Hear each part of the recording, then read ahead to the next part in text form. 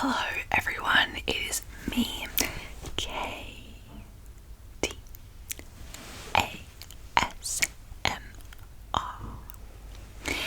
and today we're going to be doing another famous stories video. Today's one is going to be on the sinking of the Titanic.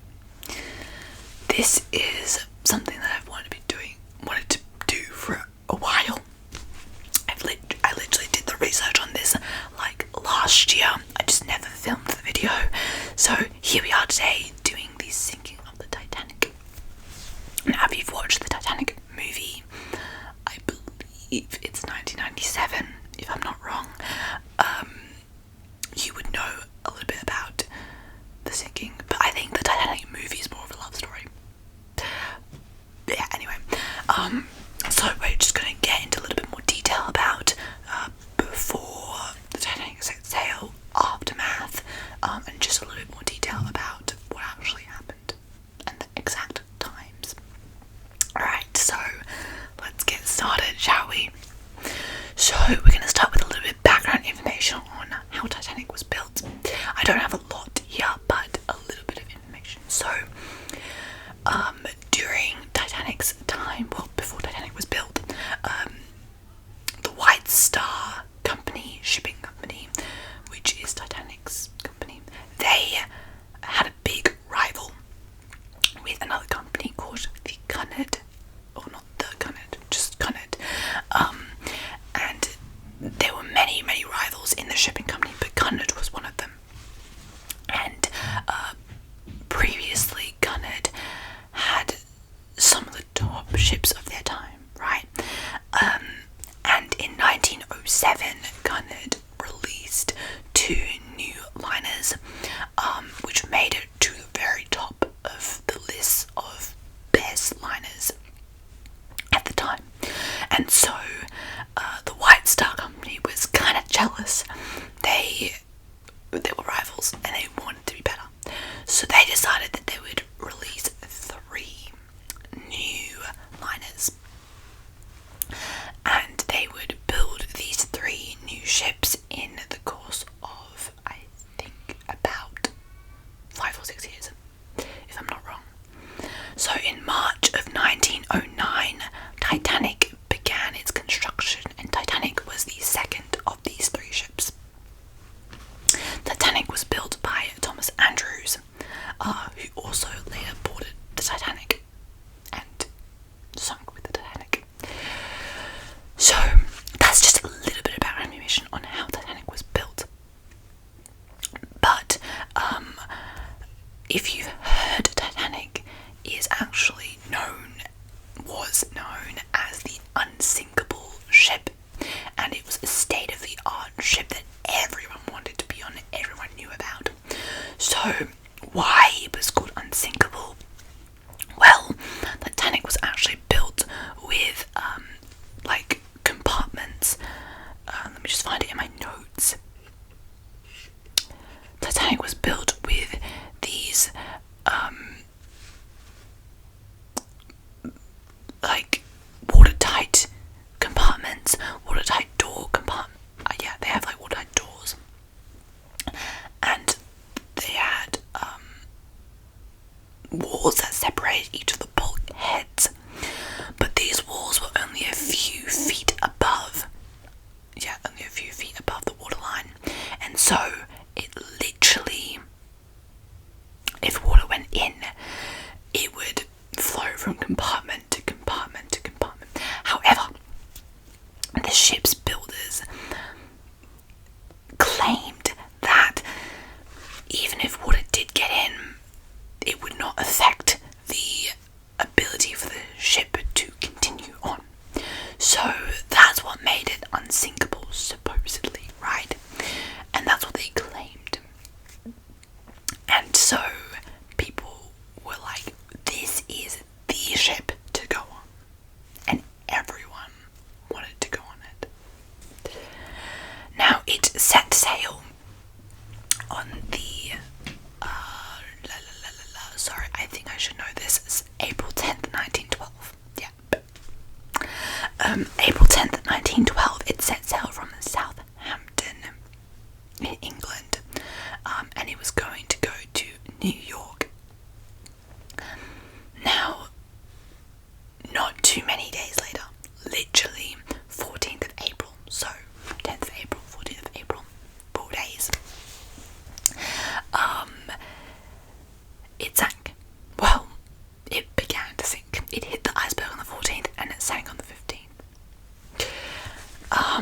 this was one of the world's most celebrated ships.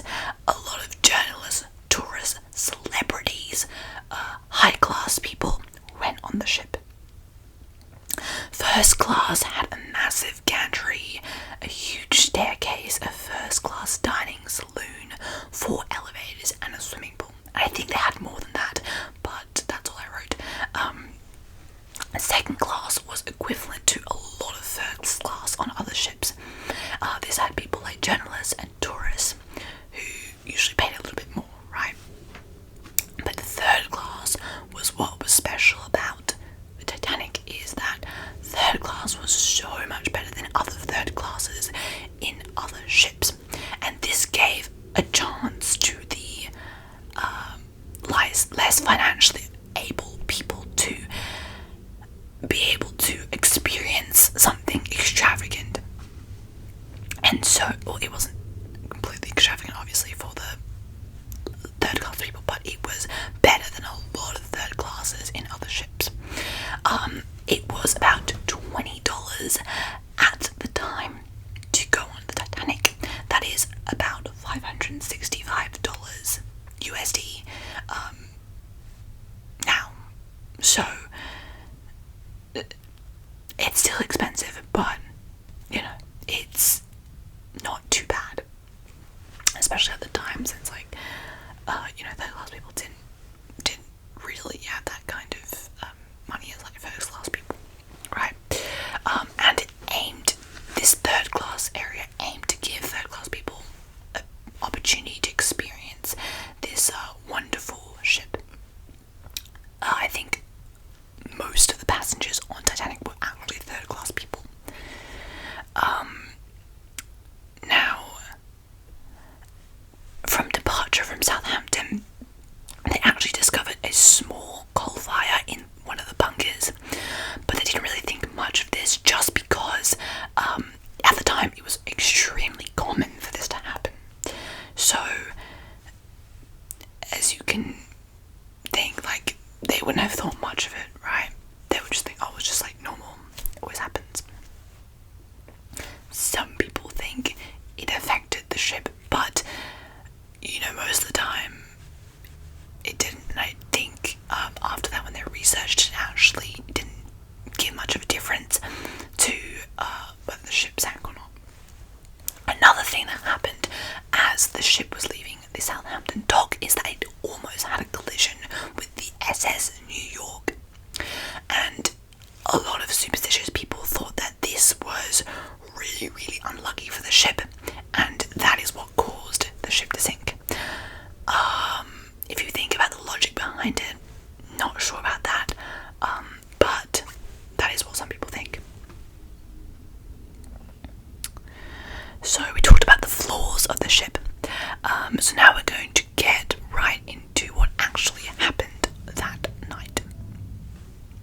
So on April 14th, about 11:30 p.m, a lookout person saw an iceberg. It was a very, very calm night, and so it's really difficult to see. They'd also lost their binoculars, so they couldn't see much, but luckily someone did see like iceberg. Well, I say luckily because at the time they would have thought, oh my god, luckily we saw that, right? So they saw the iceberg and they immediately rang the warning bell. They reversed the engine and they sharply turned to try and avoid the iceberg, because the iceberg was literally right in front of them. And now they had seen the iceberg and they thought they escaped it. The iceberg had kind of scraped the side of the ship and scattered ice over the forward deck, but they thought they had avoided it because they hadn't actually hit into it physically, right? Now lookouts were very relieved. They were like, oh my god, thank god we avoided that. But they didn't realise that underneath the water, the iceberg had actually slashed a giant hole, like 100-meter hole, down the side of the ship. Now if you think about that, 100 meters, that's quite a far away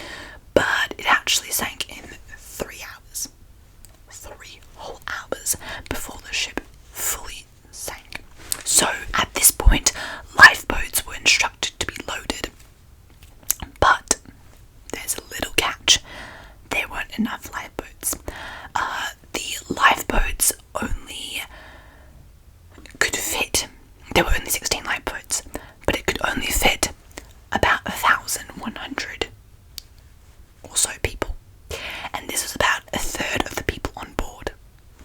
So that was a really big reason for the gigantic loss of life on the Titanic.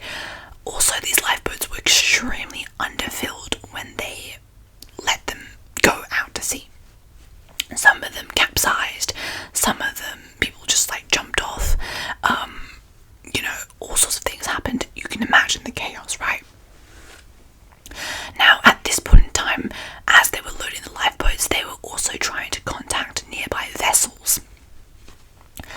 And they tried to contact so many boats. But because it was so late at night, this was about, I'd say 12-ish, 1 a.m., right? Kind of late at night. A lot of the nearby vessels had switched off their signals for the night, and they couldn't actually get into any contact with nearby ships. So that's another reason why it was so tragic. Now, most women and children boarded the ship first, because that was the procedure, right? But a lot of them, because of the chaos and everything, most of the people who lost their lives on Titanic were women and children. And yeah, that's kind of sad, to be honest. And also a lot of them were third class people. If you saw the Titanic movie, they're actually in the movie they're held back by a gate. I don't think that actually happened in real life, but they were prevented from getting onto boats until the first class people got on. So majority of third class people didn't survive. It was calculated later that you were 44% more likely to survive if you were on first class than if you were on any of the other classes. But even so, a lot of the world's most prominent families lost some members of their family, which is kind of sad. So during the time when the ship was sinking and people were boarding lifeboats and they were trying to contact nearby vessels, all that stuff was going on. The musicians for Titanic decided to move up to the deck and play music until the ship sunk. So they were going to sink with the ship. They already knew that they were going to sink with the ship. At around 2:18 a.m. on the 15th of April, the lights went out and Titanic broke into two pieces. The bow went underwater and the stern went upright and then sunk like that. And at 2:20 a.m. the stern also sank. The nearest ship, Carpathia, I think it's pronounced, arrived at about 3:30 a.m. But this was already about an hour after Titanic had sunk.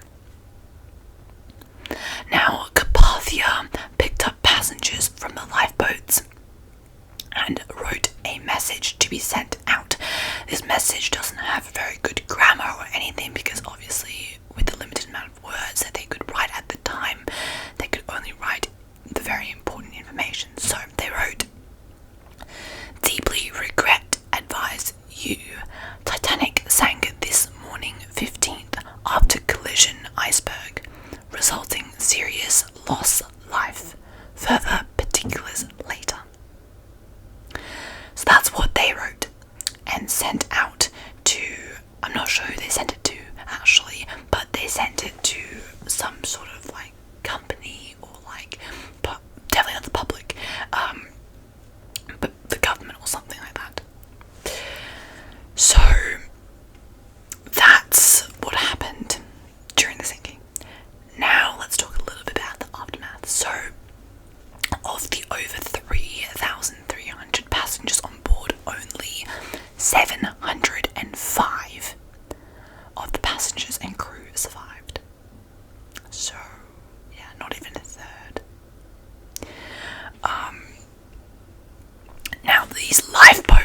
sent out from the ship did not go back to collect people who had fallen into the water, because they feared that their boats would be swamped and they would be taken into the water as well. So that also resulted in a major loss of life. Now, less than a week after the sinking, people began talking about finding the wreck, but no serious attempts were actually made until late in the 20th century. In terms of picking up the bodies, the first ship was the SS Mackay Bennett, who loaded over 100 coffins and recovered 306 bodies. Next, there was the SS Mina, who picked up 15 bodies. The SS Montmagny, which recovered 4 bodies, and finally the SS Algerine, which only found 1 body. After this, there was a huge investigation by both the United States Senate and the British Board of Trade. The United States Senate investigation ran from April 19th to May 25th, 1912, and the British Board of Trade investigation ran from May 2nd to July 3rd, 1912. Both these investigations concluded that high speeds, disregard for icy conditions, and the collision with the iceberg caused the ship to sink, and that the immense loss of life was caused by the lack of lifeboats and poor emergency procedures. The wreck for Titanic was eventually found in August 1985, and by 2019 the deterioration of Titanic under the sea had been pretty highly noticeable, with features such as the captain's bathtub gone, completely gone. So Titanic lies in international waters, so a lot of, so the British didn't really take any, the British didn't take any,